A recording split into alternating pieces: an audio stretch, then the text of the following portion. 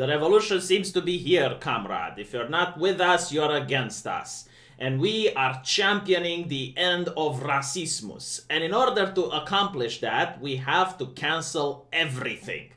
We are going to be the new gatekeepers, deciding what the public can consume and what the public cannot consume. So let's go through a couple of the things that the public is not allowed to consume from now on. Cartoons such as Paw Patrol is definitely on the no-no, because they have the representation of the most evil thing in humanity, which is that of a police officer. And because this cartoon that has gotten along for 30 and more seasons has a German Shepherd masquerading as an officer of the law, it needs to be cancelled. But luckily, more reasonable voices have joined the conversation, saying that we should euthanize the dog. They don't even have to cancel Paw Patrol, just kill Chase off. Now, I want to remind people that this is a cartoon aimed for usually like 2 to 3 year olds. I'm curious how they would react when their favorite law officer is going to be euthanized. However, the morality seems to be clear. All cop shows, until further notice, are to be deemed unfit for public consumption. So this includes Live PD as well as the show Cops. Bad boys, what you gonna do? They're going to do everything now because the cops are not going to come for them anymore. Oh, and since we're bullying cartoons, I would like to point out that Elmer Fudd used to have a shotgun. Not anymore. License to open carry has been revoked. And instead of a shotgun, he's now going to have a Scythe. Yes, a Scythe. I guess that's a lot better somehow. Gone with the Wind is another interesting situation. You see, it has been cancelled, and a lot of people are pointing out that it shouldn't have been cancelled because a black woman within that movie won an Oscar, and she was the first black woman to have won an Oscar in human history. So the question is, what is the standard here? Like, is the movie so evil that people who watch it turn racist and we need to save the public from themselves by hiding this movie from them?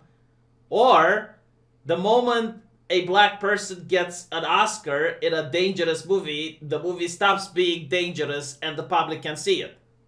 I'm a little bit confused. If anyone can explain to me how this works in the comment section, I would be more than welcome on reading your comment on my live stream.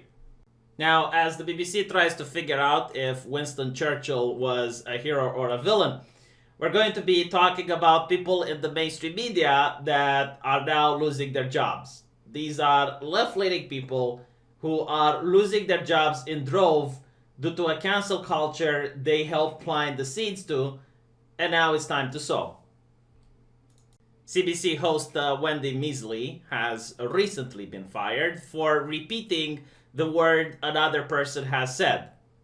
I guess CBC host Wendy Measley isn't paying attention when a UCLA professor got suspended for quoting the heretical literature of Martin Luther King. It seems you're not allowed to do that anymore.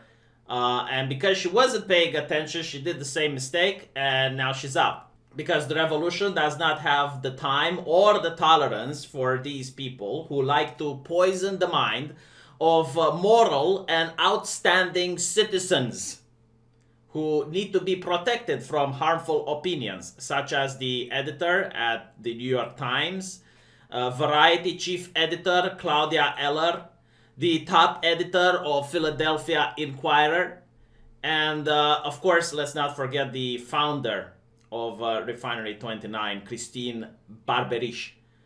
We need to daily thank our leftist activists from protecting our minds from being polluted by these horrible reactionary and counter-revolutionary elements. Racist card collectors of Magic the Gathering are going to get BTFO'd soon, as Wizards Magic has found out that these people are oppressing black individuals by playing Magic the Gathering, and as such they are going to remove these cards from the game, meaning that you will not be able to play them on official tournaments or even purchase them from Wizards of Magic affiliated shops. But V, I hear you say, I spent over $1,000 paying for this rare card on eBay, and now I can't take it to play it in tournaments?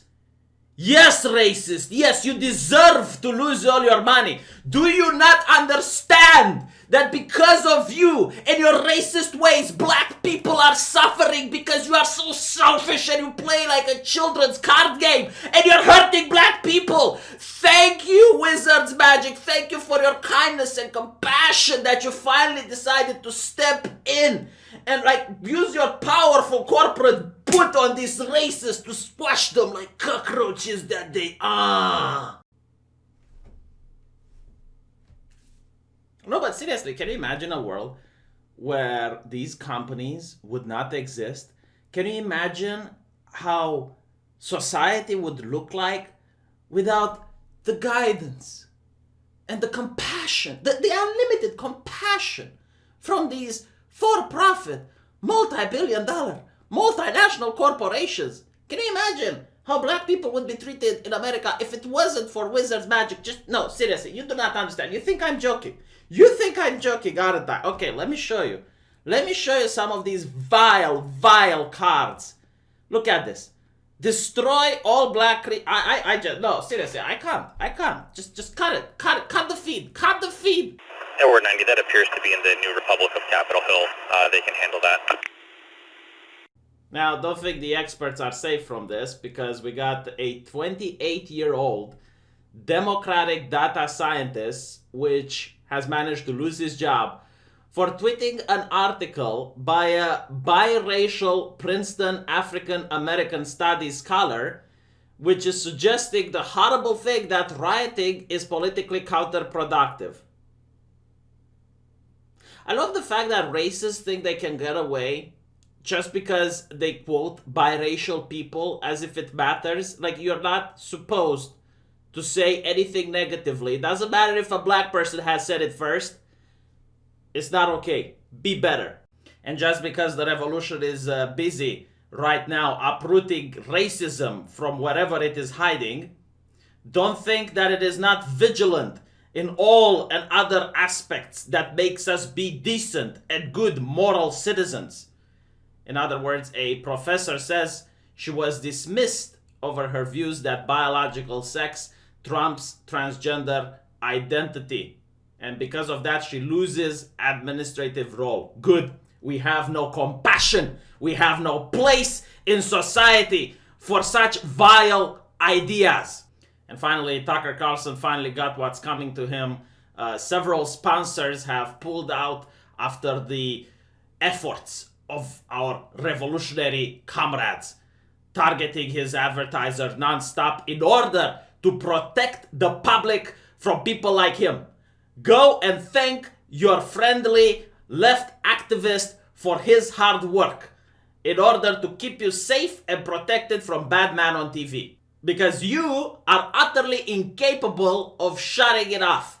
You are too childish to know what's better for you, but the far left activist knows. So listen to him, non-stop, 24/7.